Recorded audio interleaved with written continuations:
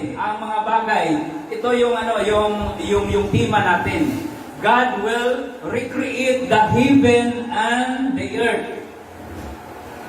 God will recreate the heavens and the earth. Doon sa context nating pag-aralan ay ang nakasulat doon, all things made new. Lahat ng bagay ay ginawang bago. Amen. Sino ba dito yung gustong magkaroon ng bagong bahay? Amen. Isa lang ng amen. Parang alam nyo, pag sinabi natin na tayo ay mapagpakumbaba, inaamin natin na kailangan natin yun. Amen? Hello? Hindi yung hindi ko kailangan yan. Kaya, di ba? So, kung unawain natin, mas lalo tayong matuto pagka sumasang-ayon tayo sa gusto ng Diyos. Pero pag hindi tayo sumasang-ayon sa gusto ng Diyos, manatili ka. Nandoon ka lang sa burak. Di ba? Tayo nanggaling na doon eh. Kailangan mag-level up ang ating pagkaunawa. So, sabi diyan, all things made new. Ayon sa sa context na ating pag-aaralan. So, basahin natin uli at pakinggan natin ang maigi. Pagkatapos nito, nakita ko ang isang bagong langit at isang bagong lupa. Wala na ang dating langit at lupa. Wala na rin ang dagat. At nakita ko ang banal na lungsod, ang bagong Jerusalem na bumababa mula sa langit, buhat sa Diyos, gaya ng isang babaeng ikakasal. Siya'y nakabihis at nakahanda sa pagsalubong sa kanyang mapapangasawa. Narinig ko ang isang malakas na tinig mula sa trono. Tingnan ninyo, ang tahanan ng Diyos ay nasa piling na ng mga tao. Maninirahan siyang kasama nila at sila'y magiging bayan niya. Bayan ng Diyos mismo ang makapiling nila at siya ang magiging Diyos nila. At papahirin niya ang bawat luha sa kanilang mga mata. Wala nang kamatayan, dalamhati, pagtangis at paghihirap, sapagkat lumipas na ang dating mga bagay. Last verse, pagkatapos ay sinabi ng nakaupo sa trono, pagmasdan ninyo, ginagawa kong bago ang lahat ng bagay. At sinabi niya sa akin, isulat mo sapagkat maaasahan at totoo ang mga salitang ito. Purihin ang salita ng ating Panginoon. So, dito po sa sa pag-aralan natin ng mensahe ay nakasintro tayo doon sa tinatawag na God will recreate the heavens and the earth. So dito po, paano natin maunawaan ito? Di ba? Mayroon ng lupa. Itong tinutungtungan natin, ito yung lupa.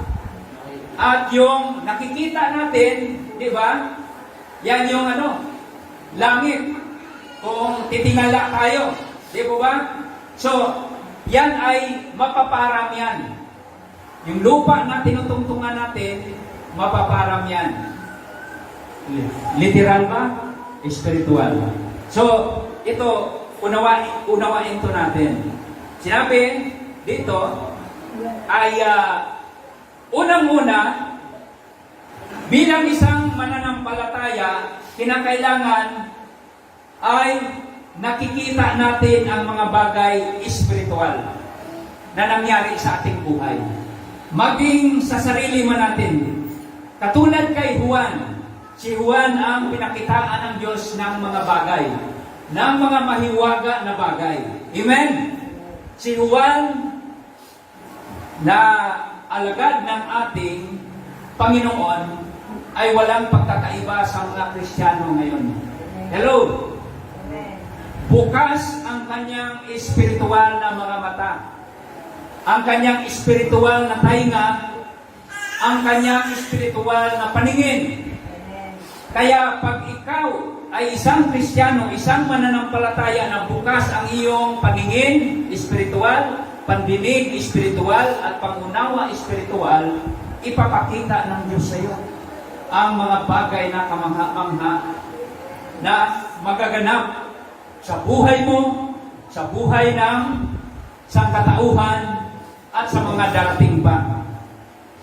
Kaya dito ay kung unawain natin dito sa verse 1 at verse 2, yung salitang new, yung new, di ba?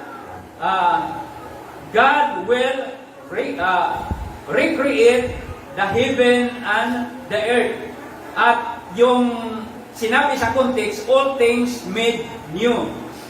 Ibig sabihin yung salitang new, ipinapahiwatig dito ang pagiging bago, hindi lamang isang pangalawang simula.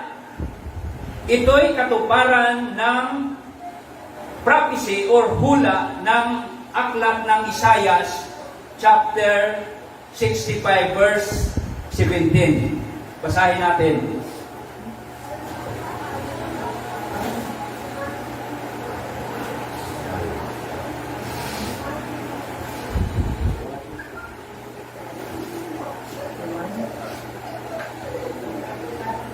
Sa Isaiah 65 verse 17. Ang sabi nito, ang sabi ni Yahweh, ako ay lilikha ng isang bagong lupa at bagong langit. Ang mga bakas ng nakaraan ay ganap ng malilimutan. Sa verse 18, kaya naman kayo'y dapat na magalak sa aking ginawa. Ang Jerusalem na aking nilikha ay mapupuno ng saya at magiging masaya ang kanyang mamamayan. Purihin ang salita ng ating Panginoon. Yung ating pinag-aaralan dito sa aklat ng Pahayag, chapter 21, verse 1 hanggang 5, ay ito ay naihula na naipahayag na at nagkaroon na ng katuparan. Amen? Ang sinulat ni Juan dito sa aklat ng Pahayag ay nagkaroon na ng kaganapan. Nagkaroon na ng recreation ang Diyos ayon sa kanyang plano. At sinabi rin ito sa Isaiah 66,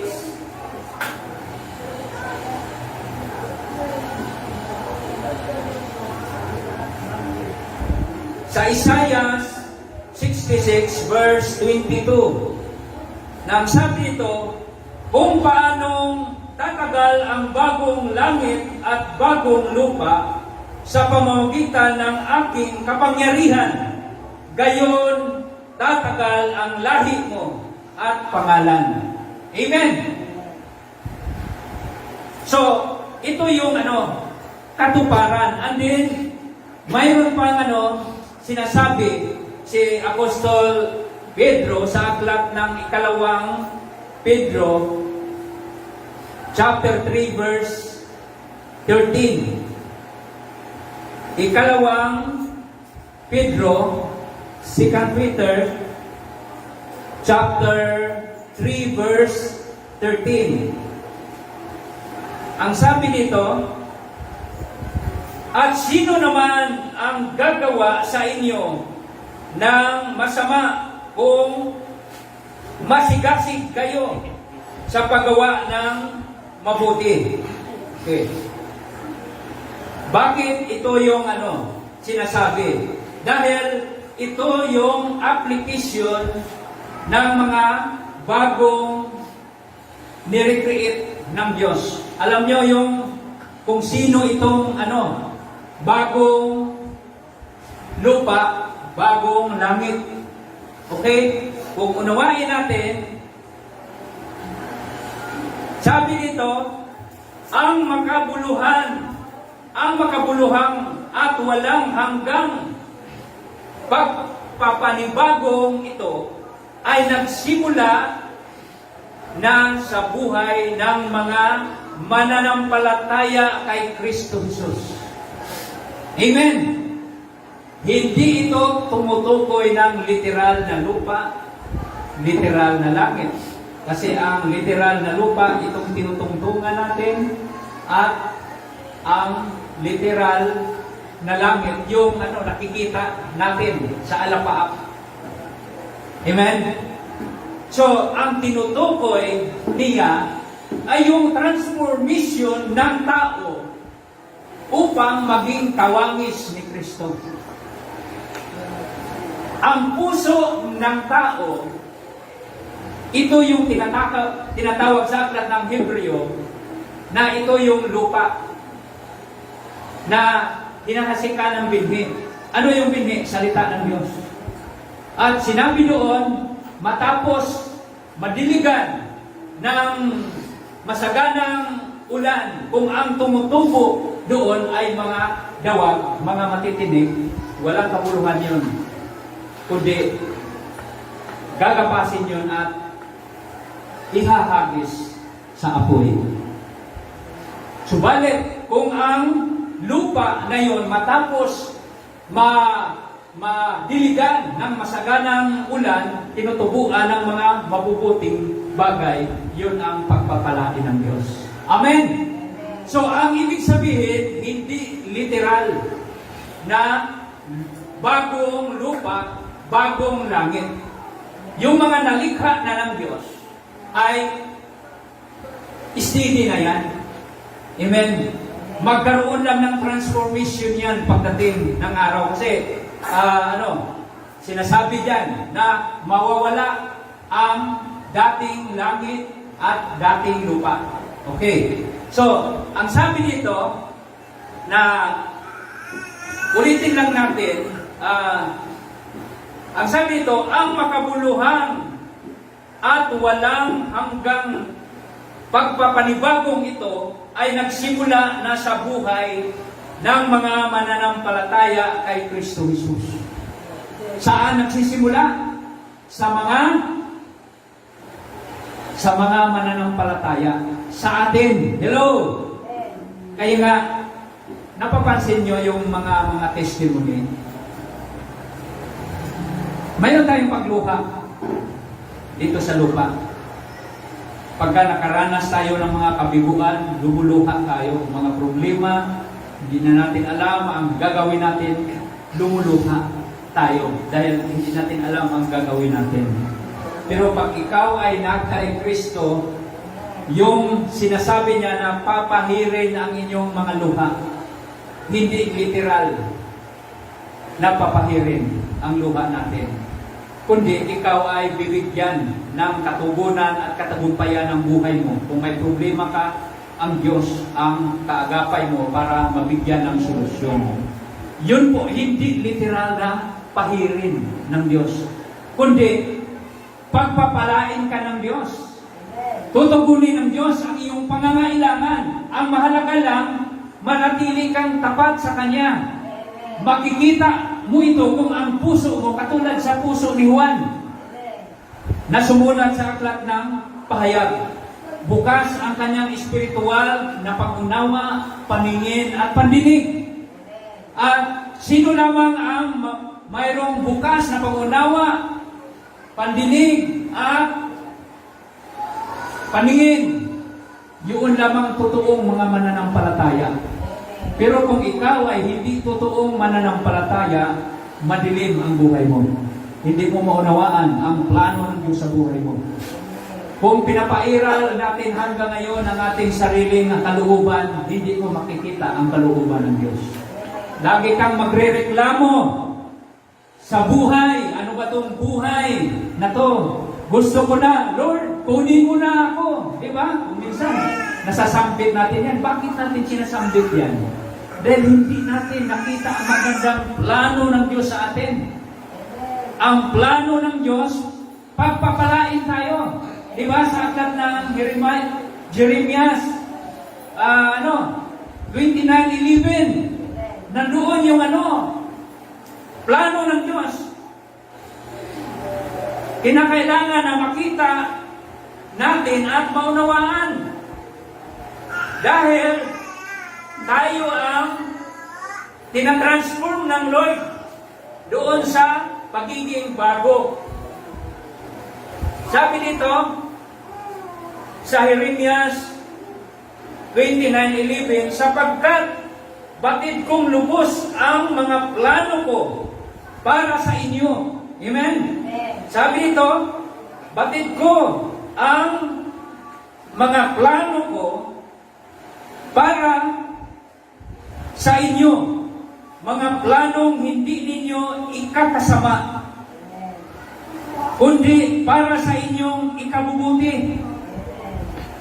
Ito'y mga planong nagdudulot sa inyo ng kinabukasang punong-puno ng pag-asa. Ito yung salita ng Diyos. Ang plano ng Diyos sa atin para sa ikabubuti natin. Kaya pakinggan natin ang mensahe ng Lord. Huwag nating sarhan ang ating mga puso at isip doon sa nais ng Lord sa atin. Kasi ang nais ng Lord sa atin ay para lamang sa ikabubuti sa atin. Kaya nga, yung sinasabi, all things made new. Alam nyo, kahit sa atin, halimbawa, gusto mong gumawa ng salad. Okay, ayan. Medyo masarap yan, yung pag-usapan natin. Hindi yan yung gaganon ka lang, magkaroon ng salad. Hindi, di ba?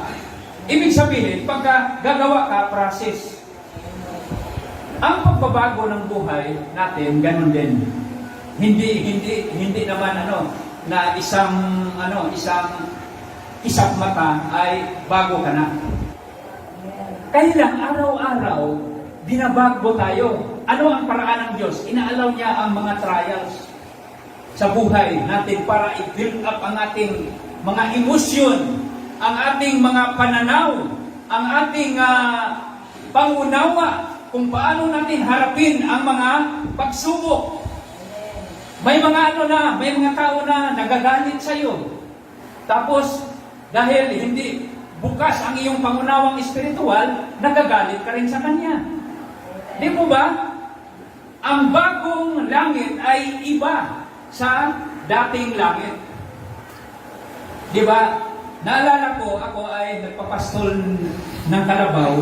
Tapos, habang pinapastol ko, pinapakain ko ng mga damo, humihika ako doon sa na damo siya, pero yung bang lang, na hindi naman matataas. Humihiga ako doon. Tumitingala ako. Talagang ang lalim ng iniisip ko, sabi ko, paano kaya, gaano kaya kalayo yan?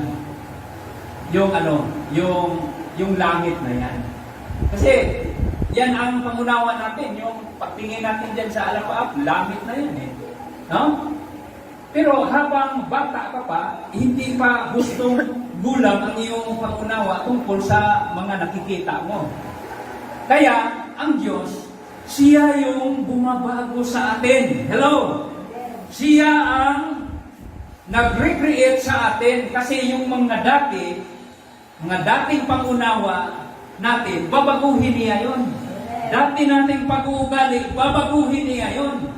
At yung dati nating mga pananaw, mga desisyon sa sarili, babaguhin niya yon. Kaya nga, mayroon, sinasabi niya dito na all things made new. Ang pagbabagong ito, hindi yan pang isang araw lang, pang isang linggo, pang isang taon. Habang tayo'y nabubuhay dito, hello! Amen! Palakpakan natin ang Diyos. Yan ang tinatawag na ang Diyos ay mag-recreate sa buhay natin ng bagong langit, bagong lupa. Amen! Hindi yung na hihintayin pa natin, doon pa tayo makakatapak sa bagong langit, bagong lupa. Hindi ganon. Kasi ang aklat ng pahayag ay mayroong mga symbolic na ipinapaunawa diyan. Mayroong itinuturo ang Diyos sa atin. At malinaw, siya rin yung nagpapaunawa na ang sabi ito na ang pagpapanibagong ito ay nagsisimula na kanino? Sa buhay ng mga mananampalataya, sumasampalataya kay Kristo Jesus. Amen. Amen. Gusto nyo bang magkaroon ng bagong langit at bagong lupa? Amen. Kinakailangan natin, pakinggan natin ang mensahe ng Lord. Kasi hindi ka mababago, kapatid, kung hindi ka nakikinig ng salita ng Diyos. Maraming mga Kristiyano ngayon na sasabihin nila Kristiyano ako dahil nagsisimba ako, pero walang alam sa salita ng Diyos. Walang alam sa plano ng Diyos. Kaya pagdating sa mga pagsubok, bagsak agad. Amen. Hindi nila alam na tinatransform na tayo ng Lord kasi hindi tayo manatili dito. Hello! Yung tinatawag na literal na Jerusalem, kung unawain natin, the New Jerusalem is a symbolic city that represent the people of God. Sino yon? Tayo yon. Hello! Symbolic city that represent the people of God who go to heaven to roll with Jesus. Ang ibig sabihin, ang New Jerusalem, nabanggit din yan sa passage natin. Yung New Jerusalem, yan yung mga spiritual. Yung mga sumasampalataya kay Kristo. Kaya nga, sinabi dito na, di ba, ang bagong Jerusalem ay bumaba. Sabi dito, dito sa sa verse 2, at nakita ko ang banal na lungsod, ang bagong Jerusalem na bumababa mula sa langit, buhat sa Diyos, gaya ng isang babaeng ikakasal. Sino bang bumaba mula sa langit? Siya yung creator ng bagong Jerusalem. Sino yun? Sino yun? Hello? Jesus! Si Jesus, kung sigurado ka, huwag kang mahiya na, sabihin mo. Ito ka, tama kaya yung isasagot ko. Kung minsan ganun tayo may halong pag-alangan, no? Si Jesus yun, mga kapatid. Diba? Bumaba na si Jesus. Tapos na.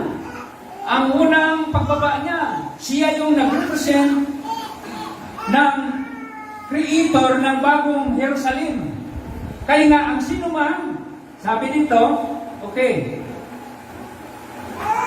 tignan nyo yung New Jerusalem ay nag-represent sa atin. Mga mananampalataya sa ating Panginoong Hesus na pupunta sa langit. Ang sabi nito, pupunta sa langit to rule with Jesus. Ibig sabihin, mamahala. Hello? Mamahala tayo. Kaya nga tinuturoan tayo na maging masunurin sa mga leader. Bakit? Para i-exercise natin yung pamamahala. Gagamitin tayo ng Diyos para sa pamamahala. Pero kung hindi ka nag-participate, hindi ka nagsasubmit doon sa pamahalaan ng Lord, ay paano na doon sa langit? Maaari ka bang makapasok doon kung nag-disobey ka? So, mahalaga na maunawaan natin dahil ang bagong Jerusalem, tumutuko yan, sumisimbolo yan sa ating mga mananampalataya. The people of God. Amen? Palakpakan natin ang Lord. Hallelujah! So, ito yung ipinaunawa sa atin. Sabi nito, gamit ang parihong termino, sinabi din ni Apostol Pablo sa aklat ng 2 Corinthians chapter 5 verse 17. If anyone is in Christ, he is a new creation. Oh. Kita mo, kung ikaw ay na kay Kristo, hello. Kung ikaw ay na kay Kristo, ikaw ay isa ng bagong nilalang. Bakit ka namumuhay ngayon sa luma pa rin? Di ba? Maraming Kristiyano ngayon na namumuhay pa rin sa luma. Bago na tayo. Hello! Ang nagbago sa atin ay ang Panginoong Hesus. Ang Diyos ang nagbago sa atin. Kinakailangan mag-submit tayo doon sa pagbabago na ginawa ng Panginoon sa atin. Kaya nga, pakinggan natin ang mga instruksyon ng Lord. Kasi hindi na tayo ang may-ari dito ang ating buhay. Sa totoo lang, wala naman tayong pagmamay-ari talaga. Lahat tayo nanggaling sa Diyos. Di po ba? Since the beginning ay ang Diyos ang lumikha sa tao. Amen. Dahil nagkasala yung tao, nahiwalay sa Diyos. Yung spiritual life niya ay nawalay sa Diyos. Ngayon, ito yung pagkakataon, yung nirecreate ng Lord muli ang ating buhay. Ang buhay natin ay hindi na dito. Hindi na makamundo. Hello? Hindi na kamunduhan, hindi na kalayawan sa mundo, hindi na mga bisyo sa mundo, hindi na yung puro trabaho sa mundo pero wala kang panahon sa espiritual. Hindi yan mga anak ng Diyos. Yung hindi nagbibigay ng panahon para sa espiritual niya. So hindi yan ang totoong anak ng Diyos. Ang totoong anak ng Diyos nakikinig sa kanyang mga salita at ipinapamuhay ito. Amen? Kaya, para malaya tayong makapasok sa inihanda ng Lord na lugar, para lang, exclusive lang yun sa atin na mga mananampalataya kay Kristo. Kaya pag hindi ka pa bahagi sa bayan ng Diyos, kinakailangan ay magpa-member ka na. Di ba? Kinakailangan magpatala ka na. Hello? Mayroong pagtatala ng registration sa langit. Alam ba ninyo ito? Na mayroong registration sa langit. Kung wala ang pangalan mo sa aklat ng buhay, doon ka ihagis sa dagat-dagatang apoy sa impyerno. Sino yung nakakaalam na dito na ang pangalan mo ay nasa aklat ng buhay? Amen? Amen? Kinakailangan ma-confirm natin dito pa lang sa lupa. Kasi ang mabuting balita ay dinala ng Diyos dito sa lupa para maunawaan mo before ka makarating sa langit. Amen? Hello? Palakpakan natin ang Lord. If anyone, sabi nito, if anyone is in Christ, he is a new creation. Sabi nito, the present heaven and earth, including the sea, were burned up in the great white throne judgment. Kaya sinabi din sa aklat ng Revelation na itong dating lupa, dating langit ay masusunog yan. Sinabi sa aklat ng Revelation chapter 20 verse 11 and 13. 11 and 13. Ang sabi dito, pagkatapos nito ay nakita ko ang isang malaking trunong puti at ang nakaupo doon, naglalaho ang lupa't langit. Oh, di ba? Naglalaho ang lupa't langit sa kaniyang harapan at hindi na nakita pang muli. Sa verse 13, sabi dito, iniluwa ng dagat ang mga patay na naroroon. Iniluwa din ng kamatayan at daigdig ng mga patay ang lahat ayon sa kanilang mga ginawa. Ituloy natin sa verse 14. Pakinggan natin. Makinig ang may pandinig.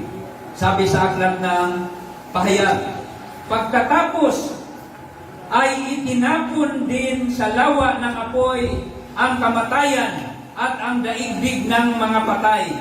Ang lawang apoy ang pangalawang kamatayan.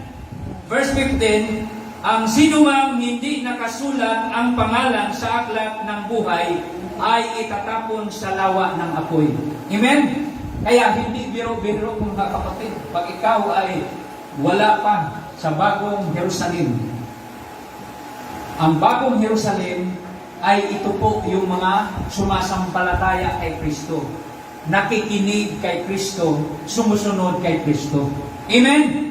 So, hindi na tayo mag-isip, sila lang yun, yung mga Israelita.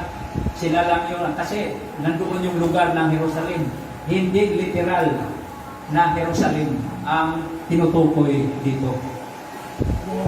Yung bumababa ang bagong Jerusalem. Transformation ang ginagawa ng Lord dito. Recreation. Ni-recreate ng Lord. Halimbawa, ang mga Hudyo, sila ang unang pinili na bayan ng Diyos. Dahil nga, sa lahat ng tao nagkasala, kasamang mga Hudyo, kinakailangan i-transform ng Lord yun. Sa paanong paraan? Kay Jesus. Kinakailangan sumampalataya sila sa ginawa ni Jesus doon sa krus ng Kalbaryo, and then sila ngayon ay maging bahagi sa bagong Jerusalem. Amen. Palakpakan natin ang Lord. Seryoso ang ating Diyos, mga kapatid. Kaya kinakailangan na maunawaan natin ang magandang plano niya sa atin. Dahil ang sabi doon sa huling binasa natin, ang sinumang hindi nakasulat ang pangalan sa aklat ng buhay ay itatapon sa lawa ng apoy. Dito pa lang pinapaalam na ng Diyos para hindi mo sisingin ng Diyos pagdating na sa nandoon na tayo. Hello? Kaya napakalaga. Sabi ito, and those have passed away, sabi nito, be the arrival of the new heaven and earth. Kaya nga, ang hinihintay natin, yung kaganapan na bago maglaho ang dating lupa at dating langit, kukunin muna tayo ng Diyos sa kanyang second coming. Lahat ng bahagi sa bagong Jerusalem, bagong langit, bagong lupa, ang ating kalalagayan. Hello? Amen? Excited ba tayo? Na maranasan o actual na natin na maranasan yun. Kasi pagka nandoon na, wala nang tampuhan. Hindi po ba, kapatid? Wala nang inggitan doon. Hindi katulad dito na maraming Kristiyano pa rin nag-inggitan, tampuhan, awayan. Di ba? Dito, ngayon, inaalaw yan ng Lord para hubugin tayo. Paano natin harapin na hindi ka mainggit sa kapatid mo. Hindi ka magalit sa kapatid mo. Pwede naman na hindi ka magalit sa kapatid mo. Pagka pinagbintangan ka ng kung ano-anong kasinungalingan, which is sinabi din yan sa salita ng Diyos, huwag kang magalit. Dahil alam mo, nasa katotohanan ka.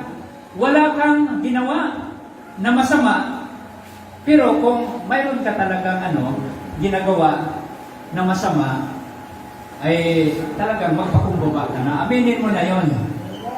Hindi yung mas galit ka pa kaysa doon sa ginawa mo ng masama. Di ba? May mga taong ganun na nakagawa ng kasalanan, mas may galit pa siya doon sa ginawa ng kasalanan. Hello?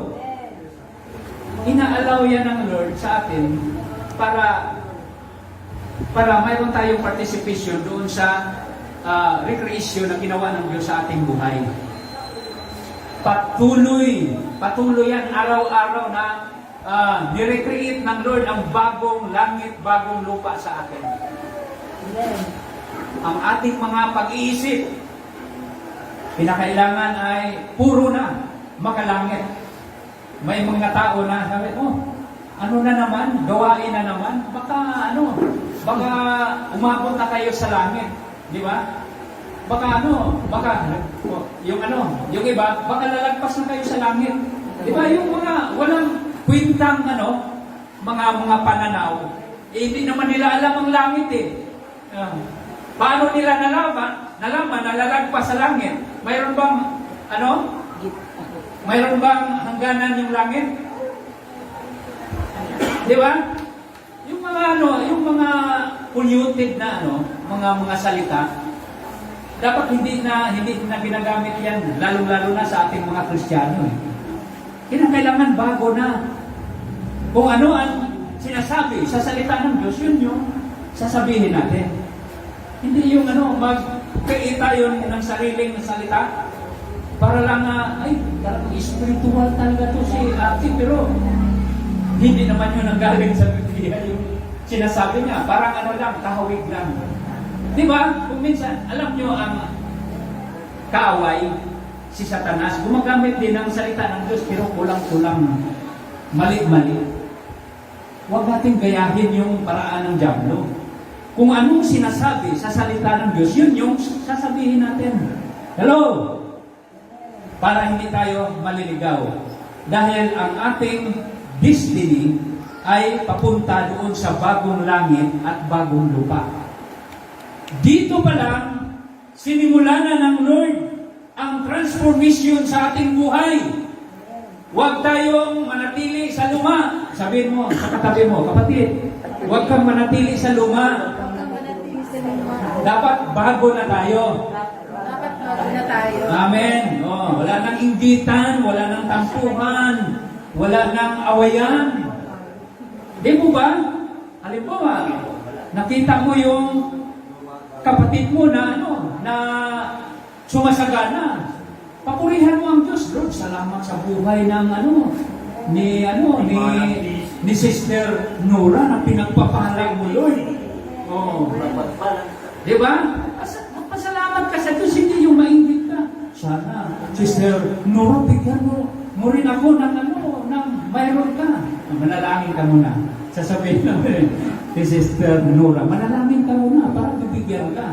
Dapat ganun tayo. Ibig sabihin, lagi nating pinopromote yung spiritual na mga bagay. Di ba? Yung paglapit sa Diyos. Kasi kung bakit lagi tayong nalulungkot, laging bugnutin tayo, dahil ang isip natin hindi doon sa bagong langit na sinimulan na gawin ng Diyos sa ating mga buhay. So dito ay napakalinaw na ang dating lupa at dating langit ay mapaparam yan. Sinabi doon sa Ang ibig sabihin, wala nang epekto sa atin. Dito pa lang, sinimulan na ng Lord na maparam ang dating lupa, itong pinatayuan natin. Kung i-imagine natin, kasi spiritual things hindi naman literal. Kahit nakatungtong tayo dito, pero talagang ang sabi sa salita ng Diyos, kailangan parang hindi ka nakatungtong. Wala na yon. Kasi pagka naapektuhan ka, halimbawa, kakarampot na lupa, wala man lang akong makitirikan ng bahay, sumasama na yung loob mo. Di ba? Yung Reaching Out for Christ ministry sa dito sa Starville, walang church building. Di ba? Nanulungkot tayo. Di ba? Pagka itingin natin sa mga literal na bagay. Pero ang gustong ipaunawa ng Lord, yung spiritual things. Yung spiritual na lupa, which is itong ating puso. Saan ba nakatuon yan? Yung ating mga pangunawa, kaisipan. Saan ba nakatuon yan? Dito ba sa kawalan? Ang kawalan, wala kang church building. Pag doon yan, nakatuon, hindi ka makausad sa iyong paglilingkod sa Diyos. Subalit, kung ang pangunawa mo, ikaw yung bagong lupa kinakailangan mag-produce ka ng another na bagong lupa. Ibig sabihin, kaluluwa. Evangelism. Ipanalangin mo yung mga may mga problema. Yun yung bagong lupa na nag-produce ng mga kapakinabangan. Hello, yun yung sinasabi sa aklat ng Hebreo na tayo ay magiging pagpapala. Pero kung mga matitinik, hindi mapakinabangan ng manlilinang ang tumutubo dito sa puso natin. Ano ba ang mga yung hindi napapakinabangan? Di ba yung pag-isip ng kalungkutan, kabiguan, di ba? Ay, yan? Yung mga binhing, yan? Walang kapakinabangan. So, ibig sabihin, spiritual things, yung palaging unawain natin. Amen? So, sapagkat may pangako ang Lord sa atin, dito sa recreation ng Lord na ito. Una, ay, sabi dito, ay ito ay by faith, yung sinasabi dito na that God will make all things new. Ibig sabihin, all things new. Yan ang magiging palaman ng ating puso at isip. Binago na ng Diyos. Ako ay hindi na tagalupa. Ako ay tagalangit. Ang residence ko sa langit. Hindi dito sa lupa. Amen? Palakpakan natin ang Lord. Yun ang ibig sabihin na all things are new. Okay. God will make all things new. Sabi nito, first heaven and first earth will pass away. So, napag-aralan na natin yan. Kahit nandito pa ito, pero sa ating mga mananampalataya, ay para hindi na tayo lumalakad sa dating lupa na punong-puno ng matinik na na mga bako-bako, di ba? So, lumalakad tayo sa presensya ng Lord. Faith to Jesus. May mga pagsubok man, manampalataya ka kay Jesus. May mga pangangailangan nga, man humingi ka kay Jesus. Yun yung spiritual na pamumuhay dito sa lupa. Bagong lupa. Yan ay yung bagong lupa. Hindi ka na nag-desisyon sa sarili mo, kundi sinasubmit mo sa Diyos, sa ating Panginoon. So, sinabi dito, new heaven and new earth. Yan yung binabanggit dyan. And then, sa aklat ng yung binasa natin sa Isaiah kanina ay inihula na yon at tayo ang nagiging kaganapan. Hello? tayo ang nagiging kaganapan sa hula ng bagong langit at bagong lupa. Sino ang bumaba? Si Jesus. Siya ang creator sa atin. Di ba? Yung sinabi ni Pablo, if anyone is in Christ, he is a new creation. Kinikreate na ng Lord. Ang unang kinikreate niya, itong puso natin. Palibhasa, hindi naman natin kayang baguhin yung puso natin. Ang kayang magbago dyan, di ba? Kahit mga doktor, hindi kaya yung palitan yung puso na yan eh. Ibig sabihin, ang kayang bumabago, makapagpabago sa ating puso, walang iba kundi ang ating Panginoon Jesus. Siya ang ating creator. Amen? Kaya kahit nandito tayo, siya yung araw-araw, binabago niya tayo. Di ba? May awitin, binabago mo ako araw-araw. Binabago mo ako araw-araw. Noon, bukas at kailanman ang pag-ibig mo laging sapat. Di ba? Kanina, yung pambunga na mensahe kanina, pag-ibig. Di ba? Ang pag-ibig mo'y laging sapat. Kung hindi ka iniibig ng kasambahay mo o sino mang tao, ang Diyos ay nandyan palagi para mamahalin ka, iibigin ka. Amen? So, yun po yung sinasabi dyan. No more sorrow. Kahit nandito tayo sa lupa, alam nyo, kinakailangan maranasan natin to kasi sa akin ay talagang naranasan ko ito. Kaya ka na kung anong naranasan ko, gusto kong maranasan din ninyo na kahit may kalungkutan pero masaya ka. Naranasan na ba ninyo yan? Di ba? O naranasan lang natin pagka tumugon ang Diyos. Kahit sa kabila ng pansinin niyo yung mga Israelita naglalakbay sa ilang. Panay reklamo sila. Kasi mauubos na ang kanilang pagkain. Hindi pa naubos, pero advance na pangunawan nila. Mauubos yan. Kasi pinanampalataya nila na maubos yun. Hindi sila nananampalataya doon sa nagpadala sa kanila sa ilang na kayang i-provide ng Lord ang pangangailangan nila. Faith ang kailangan. Amen? Hello?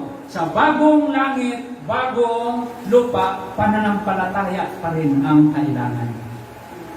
Kailangan matransform ang ating mga puso, ang ating isip doon sa nais ng Lord para ikaw ay magiging sabi dito na yung all things made new para lahat sa ating buhay mabago. Huwag kang magtira. Hindi ko pa kaya, Lord, na ibaba ang aking pride. Kasi galit talaga ako doon. Kinakailangan siya ang unang namingi ng patawad sa akin. Minsan, inaalagaan natin yun eh. No? Yung ating mga sama ng loob, ilang taon na yan. Ang dami nang nawasak na mga relasyon ng dahil sa sama ng loob. Di ba? At hinahanap natin sa iba na magkaroon tayo ng magandang kalooban. Kahit saan ka magpunta, kung doon sa inaalisan mo ay nagpunla ka ng sama ng loob, kahit saan ka makarating, hindi ka magkaroon ng kapayapaan at katiwasayan ng buhay. Kinakailangan tayuan mo yon kung anong pagbabago na nais ng Lord sa buhay mo, saan ka man naroon, nandito ka man, kinakailangan matransform ka ayon sa wangis ng Panginoon. Ang Lord, kahit makasalanan tayo, hindi masama ang loob sa atin. Di ba? Kahit, di ba, wala tayong kwenta eh. Makasalanan tayo. Pero, pansinin niyo ang Lord. Ganun yung katangian na hinahanap ng Lord sa atin, yung transformation. Magiging kawangis ni Jesus, kahit mga nagkasala sa iyo, patawarin mo at mahalin mo sila. Hello? Sa pamilya, kung may mga kinasasamaan tayo ng loob, sa loob ng tahanan, mahalin mo siya. At matitigil yung kagulumihanan o kawalang kapayapaan sa loob ng tahanan. Pansinin nyo. Pero pag pinapairal natin yung pride natin, ay yan ang gusto ng diablo. May tampuhan sila, dadagdagan ko pa yan. Binabantayan ng diablo yan. Pero kung putulin mo kaagad yun, kailangan ma-deliver ka doon sa sama ng loob. Ano ang kailangan natin? Pag-ibig ni Kristo. Kahit ginawan ka ng masama, yakapin mo. Di ba? Yakapin mo siya, timplahan mo siya ng kape, gatas, o anuman ang gusto niya. Di mo ba? Bilhan mo siya ng mainit na pandesal. Ganon ang transformation na pinapagawa ng Lord sa atin. Hindi yung alagaan mo yung sama ng loob. Tapos hahanapin mo yung solusyon sa ibang lugar. Hindi mo matagpuan yun. Dito pa lang, kinakailangan ay matagpuan mo ang Creator natin. Sino? Si Jesus. Si Jesus. Ang kayang magbago sa atin. Sa panalangin, Lord, mayroong tinatanong si Jesus na isang may sakit. Ngayon ay humihingi nga ng kagalingan. Tapos, tinatanong ni Jesus, naniniwala ka ba na kaya kitang pagalingin? Sinabi niya, opo, Panginoon, pero tulungan mo ako. Kasi ang tao, wala yung perfectong paniniwala. Ang ating pananampalataya, nanggaling din yan sa ating Panginoon. Hinihingi din natin yan. Halimbawa, nanghihina yung pananampalataya mo. Humingi ka ng kalakasan sa Panginoon, hindi yung pag nanghina ang pananampalataya mo, hindi ka na nagsisimba, hindi ka na umaatin sa mga gawain, mas lalo ka ngayong malayo sa Diyos. Hello? Paano mabago yung buhay mo? Lumalayo ka doon sa salita ng Diyos na magtuturo sa iyo ng pagbabago. Ang salita ng Diyos ang siyang bumabago sa ating pagkatao. Amen? Kaya nga, napakinggan natin kanina. Ang sinumang nakipag-isa kay Kristo, isa ng bagong nilalang, wala na ang dating pagkatao, siya ay bago na. Saan natin nalaman yun? Wala sa kanyang mga salita. Pag araw-araw wala kang napakinggan na salita ng Diyos, kanino ng salita ang napapakinggan mo? Ang diablo, mura dito, mura doon. Pagsisinungaling, pagbubulyaw, galit, puot, sama ng loob. Hindi yun ang galing sa Diyos. Di mo ba? Kaya napakahalaga na pakinggan natin ang ipinapagawa ng ating Panginoon. So, upang ang no more sorrow, no more death. Tayo, wala na tayo yung kamatayan. Ang pinakasintro na tinutukoy na wala ng kamatayan, yung relasyon natin kay Jesus. Itong katawan natin, ito iiwan to, papalitan ni Jesus ng isang katawang maluwalhati. Di ba? Ang ibig sabihin, gano'n na ang ating pananaw. Sinabi ng doktor, mamamatay na ako. Sige na. Mayroon naman akong bagong buhay na nilikha na kawangis ni Kristo. Amen? Gano'n lang tayo. Para hindi tayo malungkot, hindi tayo mag-alala sa mga bagay-bagay na nandito sa mundo. Alam nyo, tayo mga katiwala lang dito sa mundo. Pag kinuha ka ng Lord, tapos na yung ipinagkatiwala ng Lord sa iyo. Kaya huwag tayong mamatay na yung pinagkatiwala ng Diyos sa atin ay hindi natin hindi natin naipamuhay, hindi natin nagamit ayon sa kalooban ng Diyos. Wala nang oras, wala nang panahon, kinakailangan ipangaral natin yung mabuting balita. Kasi yan ang pinagawa ng Lord sa atin. Amen. No more sorrow, no more death, no more pain. Alam nyo yung no more pain. Alam nyo yung naranasan ni Esteban, binato.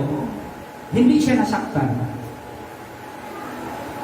Pag ikaw ay suma sa espiritual, hindi mo na maramdaman yung sakit.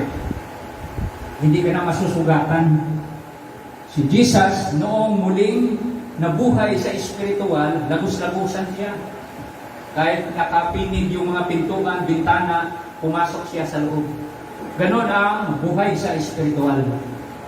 Na kahit hadlangan ng anumang malalaking baha, pagsubok, yung pagsunod mo sa Panginoon tuloy-tuloy. Yun ang ibig sabihin doon sa sumasa espiritual. Amen? So, wala nang sakit. Ang mga alagad, yung unang mga alagad ng Diyos, nilagari hanggang sa mamatay. Hindi nila naramdaman ang sakit. Biruin mo, lagari, di ba? Hindi iyon mamamatay ka agad. Pagka nilalagari iyong katawan mo. No? Pero pag ikaw ay sumasa espiritual, hindi mo maramdaman. Alam nyo, yung kailan lang, napanood ko sa video, yung buhay sa sumulat dito si Juan. Alam nyo, dahil sa pag-uusig, si Juan ay naranasan niya na lumusong sa pinapakulong matika. Pero hindi siya namatay. Kamangha-mangha. Sa lahat ng mga alagad ni Jesus, ang huling namatay si Juan. Bakit? May purpose ang Lord para sa kapahayagan na ito na pinag-aralan natin. Amen? Palakpakan natin ang Lord. Kaya kung tayo ay bahagi sa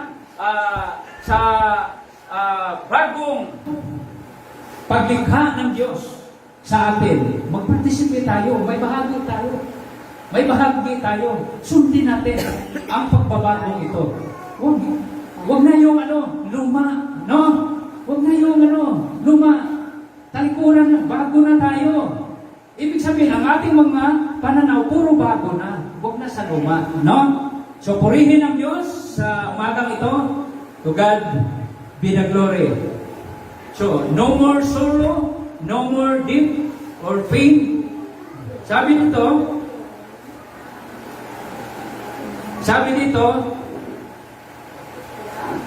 we will be made like Jesus. Sabi dito. So, kung paano si Jesus muling nabuhay, ganon tayo mabuhay sa bagong Jerusalem. Bagong lupa. Bagong langit, bagong lupa. Na ang sabi dito na yung tinutukoy dyan, dito tayo magtatapos sa aklat ng awit 23 verse 6.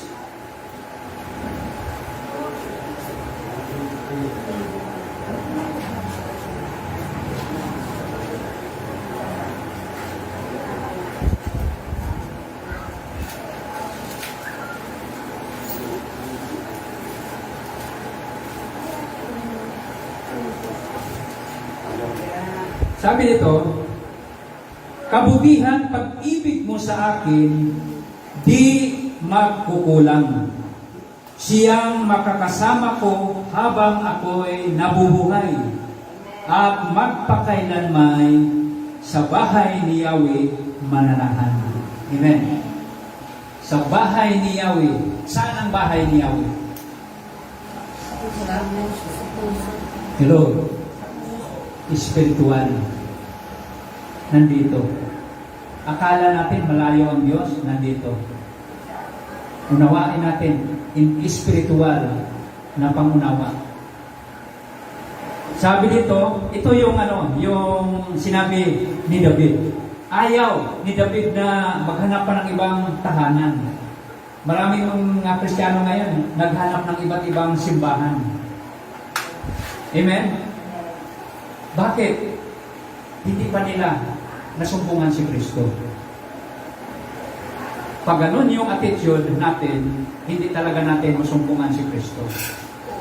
Kaya dito, sa buhay ni David ay ipinaunawa dito na yung testimony niya sa kabutihan at pag-ibig ng Diyos ay, ang sabi niya, sapat siya doon. Kabutihan, pag-ibig ng Diyos, sapat siya doon. Sabi dito, ulitin lang natin, kabutihan, pag-ibig mo sa akin, di magkukulang. Siyang makakasama ko habang ako'y nabubuhay. Amen? Oh. At magpakailanman sa bahay ni Yahweh mananahan. Ang bahay ni Yahweh nandito lang. Hindi mo hahanapin pa. Hello? Hindi mo hahanapin pa sa iba't ibang mga simbahan para masatisfy ka. Ngayon pa lamang kung kilalanin mo yung recreation na ginawa ng Diyos sa buhay mo, ay harapin mo yan at mag-submit ka sa Kanya. Purihin ang ating Panginoon. Sige po, tayo'y yumukot manalangin. Dakilang Diyos na makapangyarihan sa lahat. Sa umagang ito, Panginoon, kami nagpasalamat sapagkat, Panginoon, Ikaw ay patuloy na gumagawa, Ikaw ay patuloy na nagpapahayag, Panginoon. Ikaw ay hindi nagkukulang sa amin, Panginoon. Salamat, Panginoon, sa iyong mga mensahe na ipinahatid mo, Panginoon, na ang bagong langit, bagong lupa, Panginoon, ay matagal na nagsimula, Panginoon, 2,000 years ago, Panginoon. Tunay nga, Panginoon, Ikaw ang creator, Panginoon, ng bagong langit, bagong lupa, at nagsisimula na ito sa bawat sumasampalataya sa iyo, Panginoon. Patuloy na nagsasubmit sa iyo, Panginoon. Kaya Lord, pagpalain mo, Panginoon, ang iyong mga mensahe na napakinggan ng mga kapatiran, Panginoon, at dalangin namin, Panginoon, na ito ay magiging pagpapala, Panginoon, doon sa mga nakarinig, Panginoon, at magkaroon din ng transformation sa kanilang buhay, Panginoon. Ikaw ang kayang makapagpabago, Panginoon, ng aming buhay, ng aming pananaw, ng aming pangunawa, Panginoon. Kaya Lord, tunay nga, Panginoon, kahabagan mo ang bawat isa, Panginoon, na lubos, Panginoon, na maunawaan, Panginoon, ang iyong bagong ginawa sa aming mga buhay, Panginoon. Salamat po, O Diyos, at tunay nga patatagin mo ang kongregasyon na ito, Panginoon, sa pananalig sa iyo. At siya ay, bawat isa ay manatili